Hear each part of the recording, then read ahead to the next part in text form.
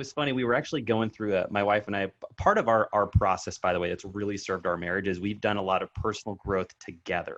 Yeah. So we've done a lot of courses with Landmark Education, which they're pretty much all over the world. So I think anyone can have access to it. And I remember we were going through one of their seminars where you set an intention, you set a goal.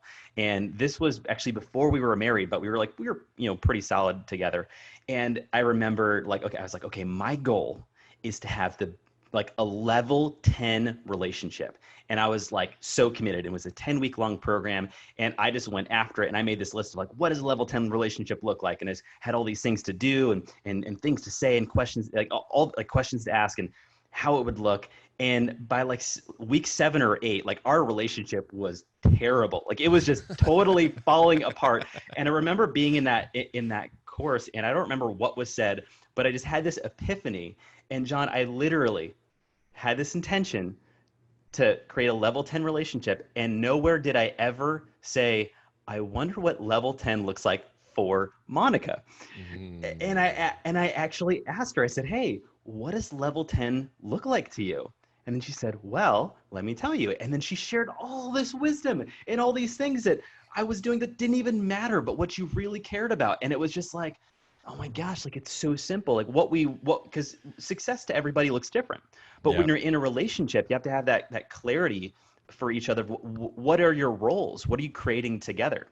And if I was to bring a lesson around that's kind of, I would say that in coaching, in professional coaching that we always get to on a call is we say, well, what is the outcome of our call? What is the intention of our interaction today? Now, you don't necessarily, and the thing is, you don't necessarily need to ask your wife that. You need to ask yourself that in the interaction. Because when you're in it, and this is with children, this is with your wife, this is with anybody, say, well, what is the intention of this interaction right now? And when we get really present in the moment, we can catch ourselves and say, well, the intention I'm acting out of is being right. The intention I'm acting out of right now is to get my way or to get this done fast so that we can, move on. A beautiful definition of the word or understanding of the word education, right? The root word of education is educo, which means to draw from within. So when it comes to good coaching is actually helping people be empowered in their decisions so that they're more empowered in life. So that's why at the root of good coaching is good questions. So especially with children, right? Like with my son, with Anderson, when I think about times when I'm just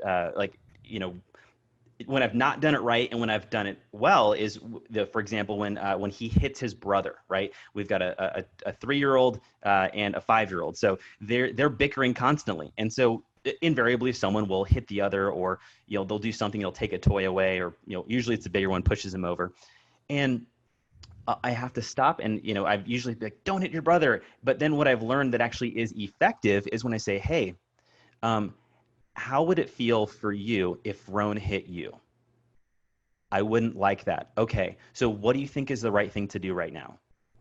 To apologize, right? So, and that's when people own their decisions and they're more empowered when they are making their own decisions rather than, just saying, do this or don't do this, because then they grew up just thinking that people need to tell them how to live life. And ultimately, good coaching is not to be someone's coach forever, right? And this is on the professional side.